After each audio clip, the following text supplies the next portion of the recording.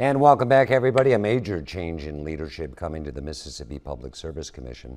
Wayne Carr beating incumbent Dane Maxwell, a stunning upset in the GOP primary. And Southern District Public Service Commissioner-elect Carr is right here, right now. Mr. Carr, thanks so much for being with us. Appreciate it. Thank you for having me. First of all, what do you think happened? How did you pull that one off? Everyone was talking about it up in Jackson. I was up at the governor's. That's what I hear. They say an earthquake went off. Yeah, well, I'll say. No, I think it's just the citizens showed up. They wanted a change. They want somebody to look out for their utilities and their rates. And so I think they showed up. That's what the feeling I got out on the campaign trail. I mean, were you knocking on doors? Were you out in the district? Were you yes, we very were. Active? Yes, sir. We had a ground game and we had a good air game. So I can thank our team for that. It just wasn't me, it was everybody. So just so people know, because the PSC, I don't think it's talked about enough in my opinion, regulates telecommunications, electric, gas, water, and sewer utilities, charged with assuring the rates and charges for services are just and reasonable. You're a contractor, right? Yes, sir. So you're going to have to kind of learn on the job, or do you know a lot about these kinds of things? And a contractor, you deal with all those people. You deal with every utility company. You deal with your rates, you deal with the cost of everything. That determines the bottom line. And the citizens are important. They're a big, they see it every month. At the end of every month, they get that bill. So we got to be focused on that, but we also got to be focused on those companies, those utility companies.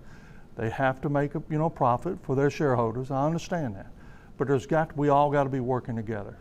It's got to be equal. Well, I'm glad you said that, because it's very easy to say when you're running for Public Service Commission, I'm going to stand up for the consumer, and I'm a consumer. I want you to stand up for me. I am too.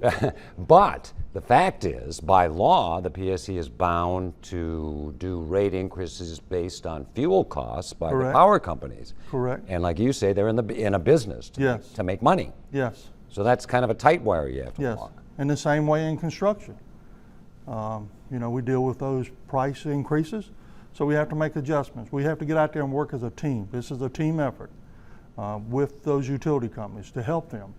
We're a mouthpiece to help people, and we got to be a mediator between both parties, the ratepayers and the citizens and the business community. We all have to work together.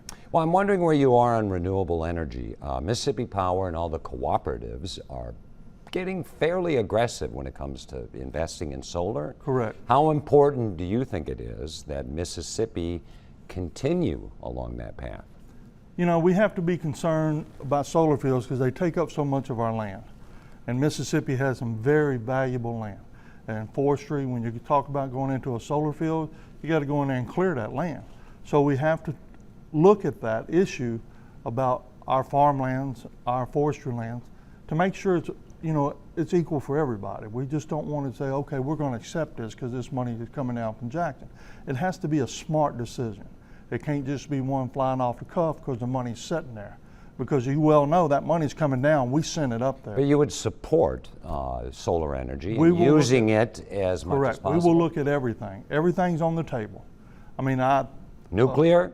Nuclear also. I mean, I'm curious, that's something that you guys would even be working on? That's from a Fed side, but they're going to come to us and talk to us. Broadband. The state has something like $1.2 billion from this infrastructure bill, not being handled by the PSC, basically running through the governor's office. Correct. So what is the PSC doing in terms of fiber optics and bringing Wi-Fi to some of the rural areas and everything? Well, in our state, some of the articles that I've read, the definition of that, where that money is being spent, is in rural communities. And so we have 82 counties. Well, 50 counties classify for that rural, 16 counties in this district.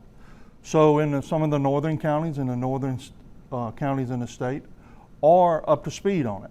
Our community down here, we have, AT&T, we have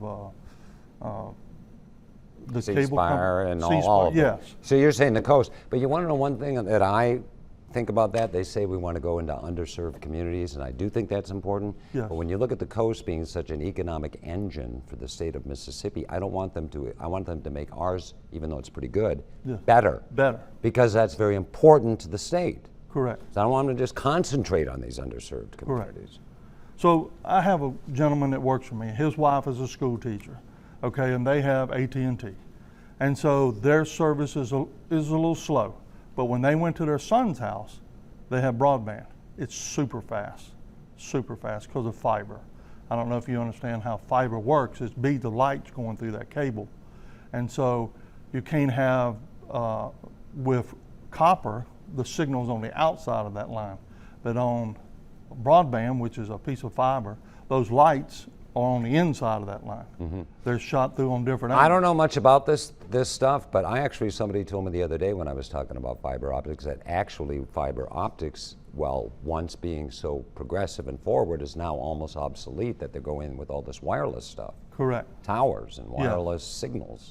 Similar to what they do down in South America. They have a lot of that. Really? Do you think that might be the future? Water and sewer utilities.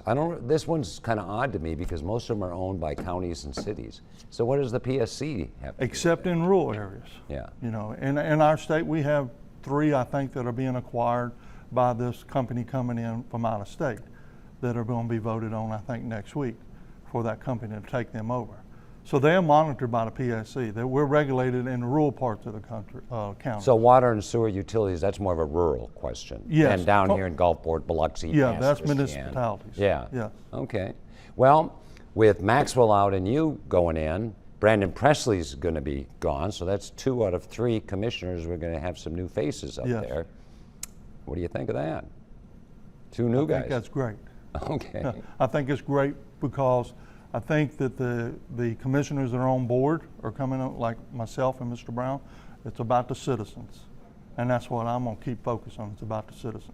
All righty. Wayne Carr, come January. Yes, sir. Southern District Public Service Commissioner. Thanks for being with us. And Thank you. congratulations on a big upset. Thank you. That was something.